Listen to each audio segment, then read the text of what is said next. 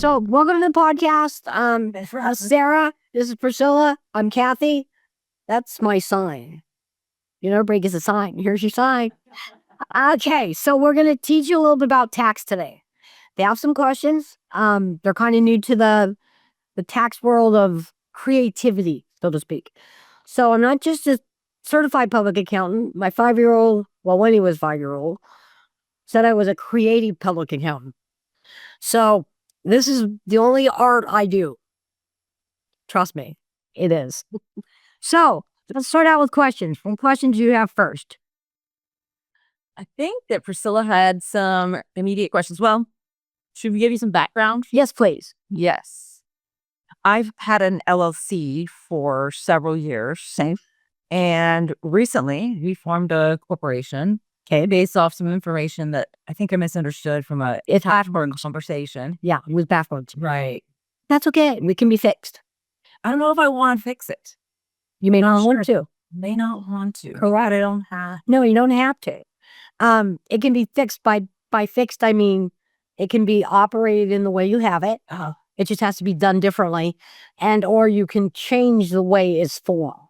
So for context, yes, the current business setup for her coaching business is an LLC. But how is the LLC taxed? We have had it as a pass-through. Okay. I believe my CPA, which you're going to soon be my CPA. I know. Yeah. Yay.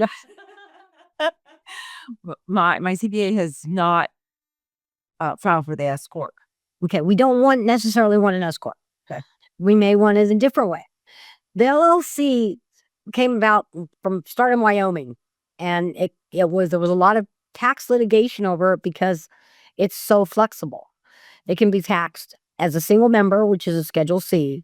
Yes. And it can be taxed as a multi-member if you have more than one in the LLC. And then it can be taxed as an S Corp, a partnership, or a C Corp. So you get the flexibility, and the IRS didn't like it. And what's the benefit of those three different types of how you can tax the LLC? It depends on like the benefit. There's benefits and there's pros and cons to both. Okay. The pro, you start out with the Schedule C. Start at the bottom, easiest level. It's you, essentially. That's what I think we've done every year. Yeah. It's the highest taxed highest audited form for the individual is a Schedule C. So I don't particularly like them. But they're easy.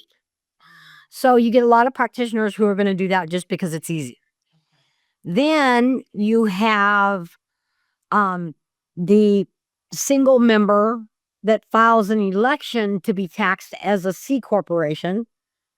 And the C corporation gives you an entirely different set of tax brackets.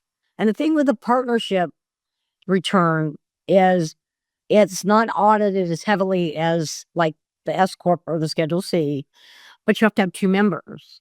So having 2 members, if you're a single person, they're like, well, I'll have another member. But you can have another member by creating a C Corp that is an owner in the LLC. So when you have the C Corp and you as owners in the LLC, you have a ton of flexibility. The other thing the IRS didn't like about the LLC is it allows you to shift income not in line with the percentage of ownership or percentage of profit and loss agreement per the operating agreement, which is another thing to get into, is the operating agreement, because that tells you how you can run your company. Mm-hmm. But you write it, so write it to your benefit. Mm-hmm. But you can now be 2 members. You're now a multi-member, which gives you into the partnership return, which is, to me, very flexible. Okay. Very easy to use. Easier to get money out of than the C Corp because you just take a distribution versus salary or reimbursement. And that's kind of the difference. Now, if you want to buy a house, though, don't you need to show a salary? I usually need to show income. It can come from most places. Salary is easiest. And my mortgage broker out there will tell you, give me a W-2 and I can almost get you there in a day. The problem is you're going to pay why call them garbage taxes? Because as I was growing up, I'm like, we're not going to get Social Security. They're just garbage. Well, now I'm almost Social Security age. And I went, well, crap, it's still here. Oh, not for long. So again, it's you get to choose how much you pay by doing it this way. Because if you have a member who's not active in the business, it's considered passive income.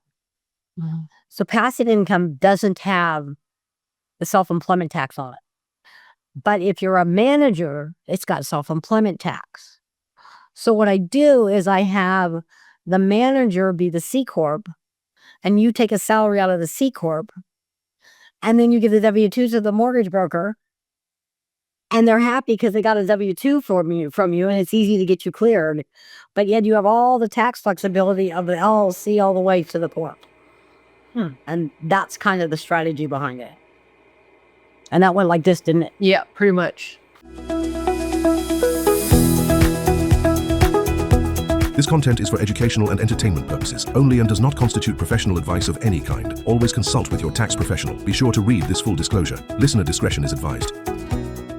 So I'm supposed to test it. So I guess it's testing, right? 1, 2, 3. So she'll get this, and I say things like weird things in here. So she's go, why? She told me to do it. She's probably making fun of me.